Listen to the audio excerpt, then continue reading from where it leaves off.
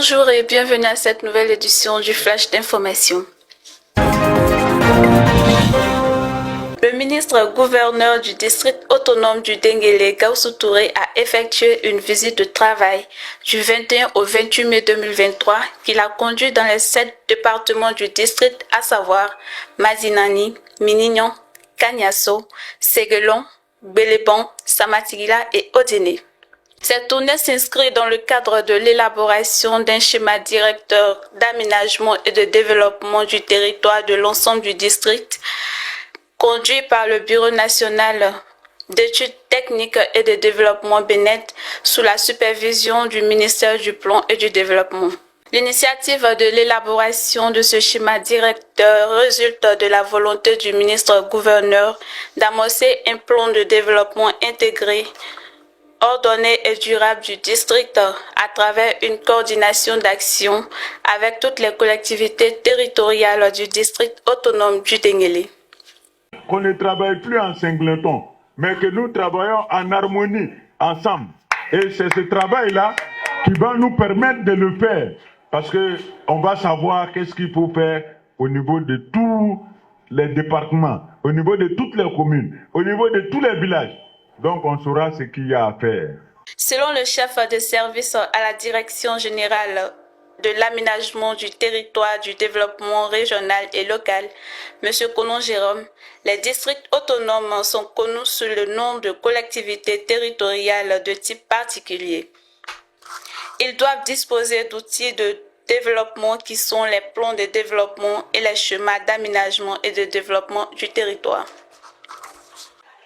L'État de Côte d'Ivoire a renoué avec la planification de moyen terme avec l'élaboration de 2 plans de développement.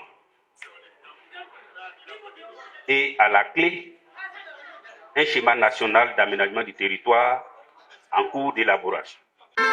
Au niveau régional et local, le ministère du Plan et du Développement apporte un appui technique aux entités territoriales que sont les collectivités territoriales, c'est-à-dire les communes et les régions, et les districts autonomes qui sont créés et connus sous le nom de collectivités territoriales de type particulier. Et cela dans la mise en place de leurs outils de planification que sont les plans de développement et les schémas d'aménagement et de développement de leur territoire. C'est donc dans l'exécution de sa mission que le ministre-gouverneur Gaussou Touré a lancé les travaux de cet outil d'orientation stratégique et d'éclairage de l'action publique. Ce programme est très important pour nous. Le schéma, c'est pour cela que nous avons déplacé et le ministère du Plan et le BNED qui sont chargés d'élaborer ce schéma directeur du district du Denguélé. Ce schéma directeur va permettre de répertorier l'ensemble des besoins des populations. Parce qu'on part de ce que les populations souhaitent pour leur bonheur, pour qu'effectivement on puisse faire un plan qui nous permette de faire une réalisation harmonieuse des projets et programmes que nous allons mettre en route au niveau du district du Denguélé. La mise en place de cet instrument de développement permettra au Denguélé de disposer d'un cadre de cohérence et de référence pour la coordination des actions et des opérations d'aménagement.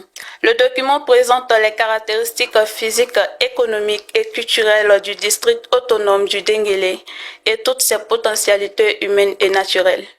Cet instrument programme de mise en œuvre d'une stratégie visant l'approfondissement de l'intégration économique du district sera mise à profit pour que toutes ces potentialités soient transformées en richesse afin de contribuer à l'amélioration des conditions de vie des populations. Tout au long de la tournée, l'expert du BNED, M. Sanogo Fatoromon, urbaniste spécialisé en planification et aménagement urbain, a présenté la méthodologie de travail. Donc nous allons principalement axer notre intervention autour de 4 points. Donc pour aller plus rapidement, je pense que plusieurs aspects ont été abordés par le représentant du ministère du Plan et du Développement. Alors donc notre intervention consistera déjà à définir le schéma directeur d'aménagement et de développement du territoire. Par la suite, nous parlerons des conditions préalables à mettre en place avant de démarrer l'étude. Et lorsque nous allons démarrer l'étude, la première phase qui sera mise en exécution, c'est la phase de diagnostic. Et après cela, nous passerons à la phase de prospective territoriale pour aboutir à la phase du programme prioritaire et enfin aboutir à la finalisation de l'étude. Donc le schéma directeur d'aménagement et de développement du territoire, comme signifié par le représentant du ministère du Plan, c'est un outil de prospection qui vise à clarifier le développement futur des territoires qu'il couvre. Ce fut l'occasion également pour les experts du ministère du Plan et du Développement ainsi que du BNED d'informer notamment sur les opérations qui seront conduites dans le cadre de la mise en œuvre de ce programme. Ces opérations consisteront à faire le diagnostic territorial qui consiste à faire le bilan rétrospectif de tous ces projets exécutés dans tous les secteurs afin d'analyser les forces et les faiblesses du Denguélé, définir les enjeux et les défis qui se présentent. La deuxième étape permettra de dégager la vision du développement du district, les grandes lignes stratégiques qui seront traduites en plan d'action et élaborer les projets. Enfin, la troisième étape consistera à établir les programmes prioritaires, ce qu'il faut faire dans 5, 10, 15 ans. Toutes ces étapes seront organisées avec les populations et les documents seront soumis à leur validation avant de les transmettre au ministre-gouverneur Gaussou Touré. Le ministre-gouverneur a profité de cette tournée pour appeler les filles et fils du Denguélé à l'union et à la cohésion. Que le développement du district du Denguélé n'est pas seulement l'affaire du ministre et de ses conseillers, mais c'est l'affaire de toutes les populations du district. Et je suis heureux que les cadres aient compris ça, parce qu'il y a plusieurs projets qui sont déjà achevés et il y a d'autres projets. Tout ce que nous avons dans le portefeuille aussi, c'est plusieurs milliards de francs CFA que les fils et les filles du district du Denguélé veulent mettre sur la table. Rappelons la déclaration de l'année 2023 comme année de la jeunesse par le président de la République. Le gouverneur du district a invité les jeunes au travail à réfléchir sur les projets d'activité, se constituer en coopérative pour capter les financements disponibles. Il les a sensibilisés contre la mauvaise utilisation des réseaux sociaux. D'abord, le respect de vos cadres, le respect de vos élus. Ça commence d'abord par ça. Parce que quand on a ça, on a l'amour de travailler ensemble. Donc ceux qui doivent vous encadrer, s'ils sont là pour travailler, vous devez le faire. C'est pour cela que c'est important. Donc nos frères ici, qui ne font que du dénigrement sur les réseaux sociaux, je voudrais les prévenir. Parce qu'à partir de maintenant, tous ceux qui vont continuer à travailler, on va les poursuivre. Mais avant de les poursuivre, c'était important que nous parlons et que nous tous, nous attendons sur ce point. Il faut noter que le district autonome du Denguélé est le deuxième des 12 nouveaux districts créés à mener les travaux d'élaboration de son schéma directeur après le district autonome des montagnes. Le gouverneur Gaussou Touré a souligné l'importance de ce programme qui va permettre de projeter le développement du Denguélé sur 2 décennies.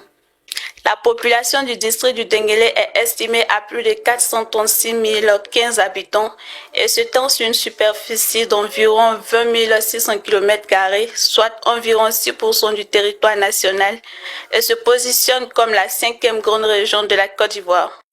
Il est composé de 2 régions, à savoir les régions du Kabadougou et du Folon. Merci de nous avoir suivis et à bientôt.